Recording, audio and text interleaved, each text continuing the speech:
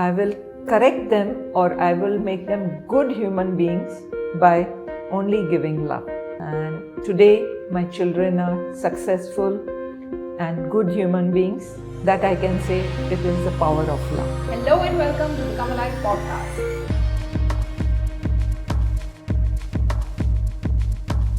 Today I have a very special guest with me, someone who has greatly impacted me, inspired me to be who I'm meant to be. She's a mother, an entrepreneur, a wife, a daughter-in-law, a sister, and a grandmother. I welcome Reshma Lahori on my show today. Welcome and thank you for joining me today on the Come Alive podcast. Thanks for inviting me. So let me start with a quote. Every working mom is a superwoman. And obviously you play such beautiful roles in your life. How do you do it with so much love and ease? I believe in love and love only because I have received love throughout my life from childhood by my parents, teachers, and all. So I apply love in each walk of my life, every walk of my life. So each and every role I perform with love. You always look up to your father and refer to your father in a lot of your conversations. What did you learn from him that you carry on even today? It can also be your parents. My parents were really wonderful. They had a very good family life. We had a very good family life. But my parents used to take us in those days, that is around 50 years back, they used to take us for dinner on Sunday, every Sunday for a dinner, and every 2-3 months to a hill station. They used to pay attention to us. My father used to drop us at school at those times, and my mother, taking care of 8 children, used to give us a hot chapati on the table at lunch as well as dinner. So love, I think love was the most important thing in my life from my parents. So it was a real, after I finished my graduation, in the evenings when my father used to come home, he used to ask me, have you been out during the day? If I said no, he said, let me take you for a walk. We used to walk till a juice parlor, have juice and come back. So that was, they were so caring for all the children. As I was very calm and non-demanding, so they used to just feel that she's so quiet. This thing, how to explain? I just cannot explain. Amazing. So love is the most important thing, which can change a person also, and any human being. At work, with my employees, I just tell them, beta, like my son, and they are so happy that somebody, a stranger I meet, I tell them beta. On the road, many times I meet lots of workers and I just ask them, beta kaisa hai? Sab theek hai na? And they answer me. So I feel love is the most valuable and important thing in everybody's life, and it should be. When you give love and respect, you get love and respect. I have a full family here, and we celebrate everything all the time with love and passion. This is what I learned from my father and apply in my life. So it's wonderful to know that your father, even 50 years ago, prioritized his kids, which were 8 in number. It's so difficult for us in today's time to even take care of 2.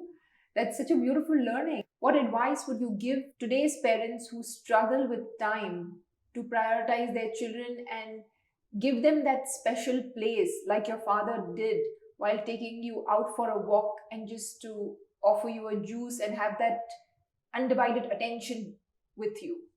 I would advise parents to be aware and mindful, taking care of their children. They have to manage their time, and it's not difficult to manage time and pay attention to your children and give love to the children. You can take care of things, you can take care of everything efficiently from morning to evening if you are mindful. I have seen people are not mindful, so and they don't manage the time well. I have seen when I came to Dubai, I think it was 1985, and my daughter was nearly 4 and my son was not even 2. I didn't have any help at home. I used to get up and make for them breakfast for school, drop them to school, bring them back. Used to come back, cook my food for the afternoon for them, go to office at 9:30, come back by 1:30, give them food, put them to sleep, take them down. Now I'm going to get emotional. No. Take them down to play, make them study. 4:30, cook my dinner. 5:30, we used to go down to play, make them study by 6:30, come and then have dinner and put them to sleep.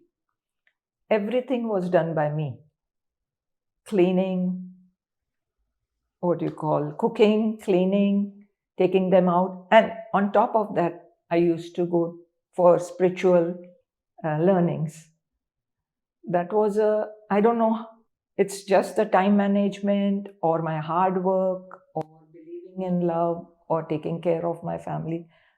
That is, when I sit back and think, that was really commendable.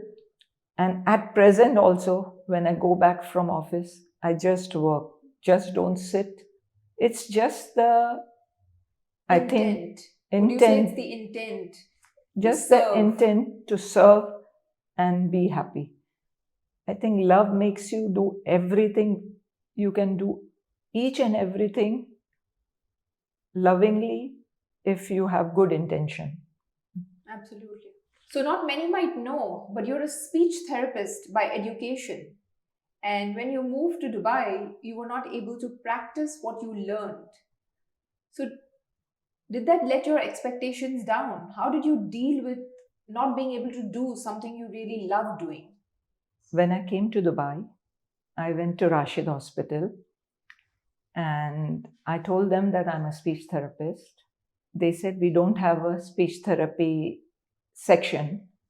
So after a few years, again, I went to Rashid and they said, you are a speech therapist, but do you know Arabic? And I didn't know Arabic. And they said, we cannot accept you as a speech therapist. I accepted it, that at present I cannot do speech therapy. And I moved on. And I thought to myself, something else will come up in my life. So it was the power of acceptance. Yes. So you practice the power of acceptance and believe that life will give you a better opportunity to be who you are meant to be. Right. That is the most important thing. Acceptance is the virtue. If you accept anything, you are the happiest person in life. If you contradict yourself and you contradict the situation and you make yourself unhappy. I agree. And I think acceptance is what I want to say most of us don't have that virtue. It's difficult for us to accept that situations and life is not as per our expectations. And that's what actually kills us inside. Yes, and you feel unhappy. That's the most important thing, acceptance. If you accept this is the way it has to be and this is the way it should be, nothing is lost. Absolutely, absolutely. And I think acceptance also comes with faith. If you have faith in the universe and its powers, that's something which will help you move on and drop the expectations, or rather hold on to something that is not meant for you, which will in turn give you happiness, right? Yes. that is sure. But nowadays, previously, when we were in school, every week we used to have a class of moral science, which I would like to advise schools here to have a portion of moral science where they teach you all these virtues: acceptance, faith.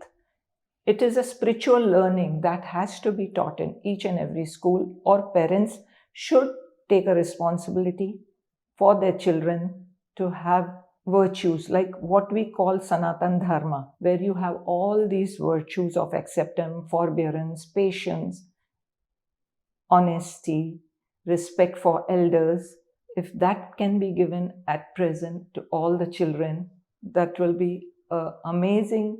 We'll have amazing generation coming up. I agree because I think in life, more than studies or other academics, what is able to, I think, give you power is the life lessons. It's how to deal with those situations, because everybody's life is full of challenges, and how to deal with those situations. If you can deal with those difficult situations with acceptance, with love, with courage, with faith, then you're sure to win in life, or you're sure to succeed in life, and Right. have that mental and internal peace in That you is to for let you sure. grow. And there has to be some spiritual disciplines which should be followed by parents as well as children. If they follow these, I think life will be a real happy journey for each and every soul. I agree. How beautiful, how beautifully said. I would like to narrate another story on power of love. My in-laws used to tell me to punish my children when they were naughty. But I never believed in hitting the children or shouting at them, because I always believed in love. And I used to tell them, I will correct them, or I will make them good human beings by only giving love. And today, my children are successful and good human beings. That I can say it is the power of love. Amazing. I believe love is the highest energy on this earth. And if you are able to give love to your children, to your family, to yourself, then it can really transform humans' lives and even beliefs. That's for sure. Amazing. So, in my book and in my journey, I realized that if you don't love yourself, you're not able to give love to another, because you're obviously not in peace with yourself. What's your take on self love and the impact on the person? Self-love is something we are born with, right? And if self-love is, you can explain, is that paying attention to yourself, paying attention to your thoughts, and working on that mindfully. When you get some good thoughts, you feel happy. Self-love, self-love is awareness, what you're doing yourself and practicing yourself.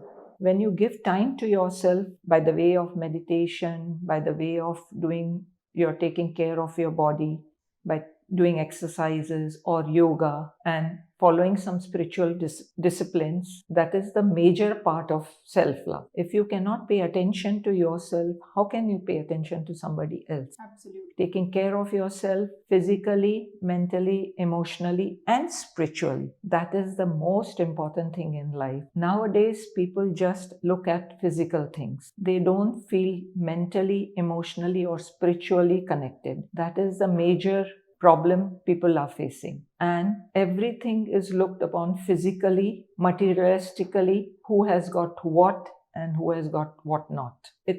People are not living life. They are living a race. They want to do competitions, and competition. Whichever field of life you look at, whether it is academics, whether it is offices, whether it is cars, whether it is houses. People are just running, running, and running. So we need to stand still and admire the beautiful life. We need to absorb. We need to have the time to absorb the beauty of life, our journey, have time with ourselves to understand who we are. Right. Amazing. Very well said. What is it that you would like your children and your grandchildren to remember you as? I would like them to remember me as a good human being and a loving mother. Awesome. So I love what you said about taking care of yourself. How do you take care of yourself at 65, looking so amazing? I mean, you have amazing hair, skin, your weight is in control, and you look amazing. I know everywhere we go, people talk about how beautiful you are. To tell you frankly, I just get up early, do my meditation, take care of do some yoga, do my prayers, follow some spiritual rules, and go to office. I'm still working. So my routine is for breakfast, green juices and fruits. For lunch, salads and vegetables, cooked vegetables, nut milks, which are made freshly at home. Dinner, I take salads, finish my dinner by 8, go for walks, and sleep early by 10:30. So that's the way I take care of myself. I take care of my work. I take care of my home, take care of my family. I have a 96-year-old father-in-law who looks up to me for everything. And my children and grandchildren are with me. And life is such beautiful, which you can live happily. My husband supports me in every way, so that motivates me to keep it healthy and happy. So how did you embark on your journey as a businesswoman? That is an amazing story. My husband was in garments, and it was Kuwait War. He had to leave for Korea to get the fabrics brought into Dubai, as they were not shipping. So he asked me to be in the office for a few days, as it was a war, for the reason that there might be people. We had around 1,000, 2,000 workers. They might think the boss is gone away. I took charge to avoid fear for my workers, and I started coming to office for few hours to let them be at peace. And I noticed in the factory that there are lots of